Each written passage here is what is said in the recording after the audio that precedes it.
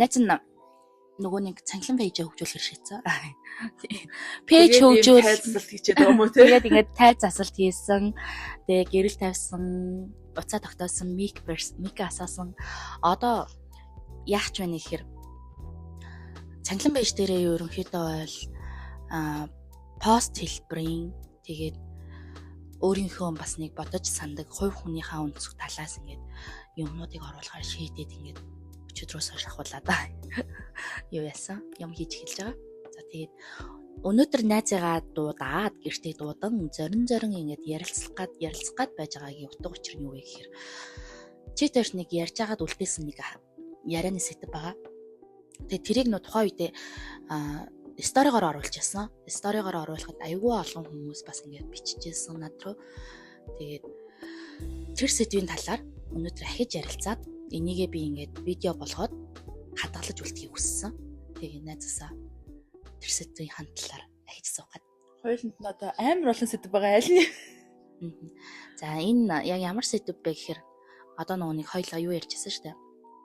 Чи хайрлагдаж чадсан эмэгтэй хүн ирэх байд юм аа гэж нэг ярьжсэн санаж байна уу? Хайр татсан газраас эмэгтэй хүн явдаг, хүндлэл татсан газраас эр хүн явдаг. Эрхлүүлж чаддаг эрэгтэйг ячууд эмэгтэй хүн эмэгтэйгээр үлддэг юм уу гэдэг. Зүгтээ. Яг энэ сэдвийн талаар ярилцах хэрэгтэй. За, ярилцъя. Тухайн үед бол ингэж ярьжсэн шүү дээ хоёлаа. Эрэгтэй хүн хүнийг хүндлэх хэрэгтэй. Эмэгтэй хүнийг бол ингээд хайраар усалж авах хэрэгтэй. Аль нь ингээд өөрөг хариуцлагаа адил тэгш биелүүлж иж энэ харилцаа ингэж цаашдаа гүн гүнзгий явдаг гэдэг талаар ярьжсэн. Энэ талаар ахаад нэг дэлгэрүүлэн яриад өгөөч. Манай нэг амар ухаантай боддог ярьдаг ш. Ухаантай юм ярьдаг. Яг аль талаас нь ярих юм? Чи тэгвэл надаас ингээд детальчилж асуух юм уу? Би зүгээр бодлоо ярих юм уу? Чи бодлоо ярь та. Тэгэл ер нь бол саяны цөөхөн мөрөнд хамаг юм багтчихж байгаа л гэж би бодож байгаа. Хүмүүсээ хин хинд нь одоо нэг харилцаанд тогтож үлдээхэд бол хамгийн чухал нөгөө талаасаа хэрэгтэй хүчин зүйл нь юу юм? Эмэгтэй хүнд хайр, эрэгтэй хүнд хүндлэл. Мэдээж хоёр биендээ хайртай болохоор харилцаа эхлүүлээд хамтдаа байж байгаа. Гэхдээ яг хайраас илүү зүйл хүсээд идэг юм уу гэж бодохоор яг нөө эрэгтэй хүнд нь хүндлэл хэрэгтэй, эмэгтэй хүнд нь байнгын ингээд яг нөө чиний хэлдгээр цэцэг усалж байгаа юм шиг хайрлаад байх хэрэгтэй.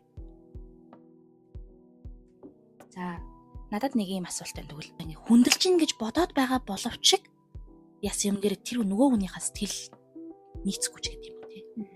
Хүндлэлт биш юм шиг санагддаг. Тэр талаар юу гэж бодож байна юу? Ер нь бол угаасаа л харилцааны голдол хуур чинь ярилцсан шүү дээ. Яг яах гээд байгаа. Яг юу хүсээд байгаа.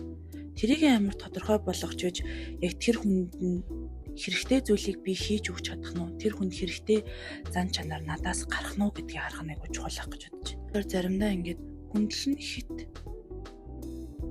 одоо ингээд бүр нөгөө социализмын үеийн шиг болоод тэгээд гэрт нь яг нэг юм хаан харц хоёр амьдарч байгаа юм шиг ялууд байгаад байдаг. Үгүй болохоор ингээд хитрхи суурин дээрээ ингээд орчин үед ингэдэг болцсон гэнгүү те хамаагүй ингээд бас л хүний хүүхдэн штэ хичнээн чиний нөхөрч гэсэн ингээд толгой төрхөнд нь хөөрч юм уу элдвэр хэлэх юм уу тийм хөвлөд бас харагдаад байдаг болсон.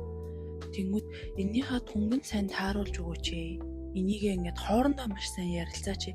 Танаа нөхөр ер нь хүндлүүлэн гэхээрээ яг яах гээд дээ. Одоо ингээд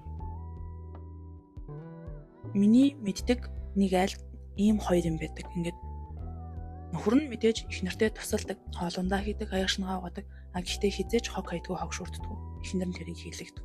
Тэрнжэнэ амир хайдаг. Нөхөр нь тэрийг хийх дурггүй, эхнэр нь тэрийг хийлгэх дурггүй. Тэгэнгүүтээ бас яг миний ингээд харж байгаагаар нөхөртөө хүндлээс илүү нэг чи энэ гэр бүлд хэрэгтэй, надад хэрэгтэй хүн гэдэг тэр сэтгэл зүгийг нь тархинд нь ч тэр зүрхэнд нь ч тэр суулгаж хэрэгтэй болоо гэж бодсон. Яагаад тэгэхээр зүгээр яг миний анзаарч байгаа шүү дээ. Хэрэгтэй хүн. За эрэгтэй хүн ч гэлтгүй ер нь хүн ингээд нэг хүнд хэрэгтэй байх айгүй гоё мэдрэмж байдаг шүү дээ. би л байхгүй болохгүй. Тэнд бас энэ ингээ би байхгүй болохгүй гэдэг тэр мэдрэмж нь байхаараа ингээд илүү зүтгэлтэй, илүү хайр халамжтай байт юм болоо гэж үзсэн. Яг зөвтэй гэж. Тэгээд ер нь бол эрэгтэй хүн гэлтгүү, эмэгтэй ч хүн гэлтгүү, эр эмийн гендерийн асуудалтай гол нь биш. Энэ бол зүгээр нөө хувь хүн гэдэг талаасаа хүн хааж байсан өөрийнхөө хэрэгтэй гэсэн мэдрэмжийг авч явах ёстой.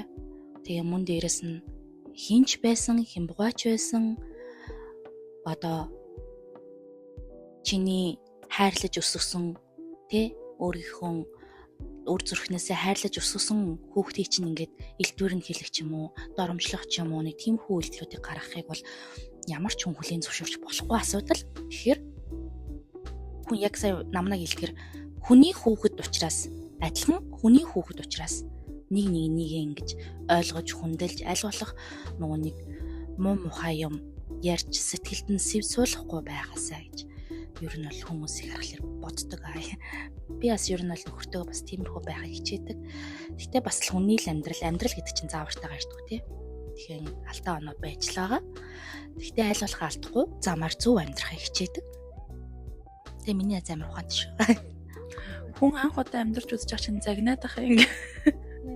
Яг нөө чиний хэлдгээр амьдрал заавартайгаа ирэхгүй бүгдээр анх удаа амьдарч үзэж байгаа.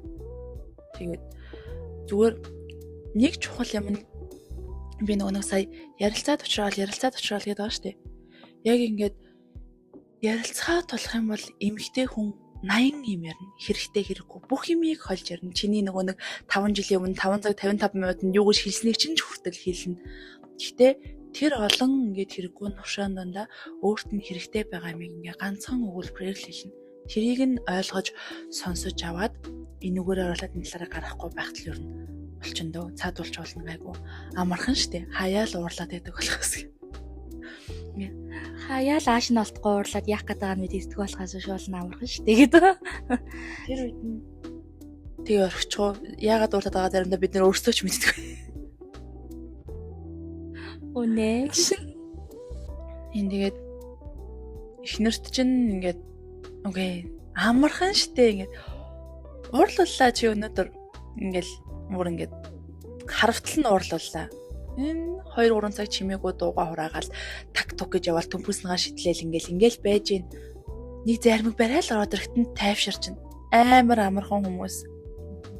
Ер нь бол яг тэгдэг. За миний хувьд гэх юм бол ер нь бол уурлж байгаа тохиолдолд уурлаач юм ингээд бухимдах ч юм тий арга гэрийн амьдралаас л бухимж байгаа тохиолдолд надад зүгээр ганцхан тэмрэлт байхад л хангалттай байдаг. Зүгээр ингээд намаа нэг л тэмэрсэн байхад миний бүх уур бухимдал ингээд гарчдаг. Тэрийг манай нөхөр мэддэг. Тэгэхээр тоор болохоор ингээд харилцааны хавчийг олцсон байгаа байхгүй юу? Тэгэхээр ингээд за гэхдээ бас ингээд тэрвэр тайвшруулахын тулд тэр хүн чинь эхлээд чамайг тайвшруулах сэтгэл зүгээ бас бэлтэж байгаа шүү дээ. Тэгэхээр энэ хоёр хүн болохоор харилцааныхаа утга учирыг олоод ямар шүү байдлаар ингээд галыг унтраавал цаашаа харилцаа маань үргэлжлэх вэ гэдгийг шийдсэн байгаа байхгүй. Шийдсэн болохоор ингээд 13 дөрмжил явцсан байгаа байхгүй. Тэгтэл шийдээгүйгээр дөнгөн данган хүүхдээ бодоод амьдардаг 13 дөрмжил амьдрал бас байгаад байгаа байхгүй. Хэрэггүй өөрсдийгөө тэгж зовоож зүгээр л жижигхэн шийдэл байгаа. Тэрийгээ л гаргачих юм бол ингээд зовсон ч жаргасан ч амар хаппи л байна. Би болохоор миний хувьд ингээд миний хамтрагч зүгээр шууд ямар ч үед номер 1 ингээд аваарын дуудлаганд би байх юмсан гэж боддог байхгүй юу? Ямар ч хэцүү зүйл тохиолдсон, ямар ч аз жаргалтай зүйл тохиолдсон ингээд утсаа аваад шууд над руу далгадаг байгаасаа гэж үздэг. Би хэзээ ч тэр хүнийг ингээд амар хэцүү зүйл хэллээ, ямар ядаргаатай юм бэ гэж төсвөж хүлээж авахгүй байхгүй юу? Ярилцгаа сайхан байлаа. Тийм.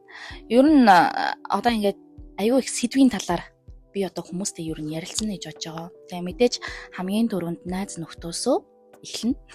Тэгээ өнөөдрийн хамгийн ихний ярилцсан зочин нь цааш юм бэ те хамгийн ихний ярилцсан хүнээр ингээд ирсэнд маш их баярлалаа найзтай. Баярлалаа найзтай бас дуудаж тэр холоос дуудаж оролцуулсан гэхэд баярлалаа. Тэгээд ингээд зүгээр ярихсан гэж боддог сэдв байсан юм болоо ярьсан чинээс айгу гоё боллоо. Энэ тушааныг дэлгэмдүүлээд бас нэрээ нүүрдэн дээр нь найзтай ингээд миний мөрөөдлүүдийг бас ингээд амжилуулж өгөхөд нь баярлаа. Зүгээр.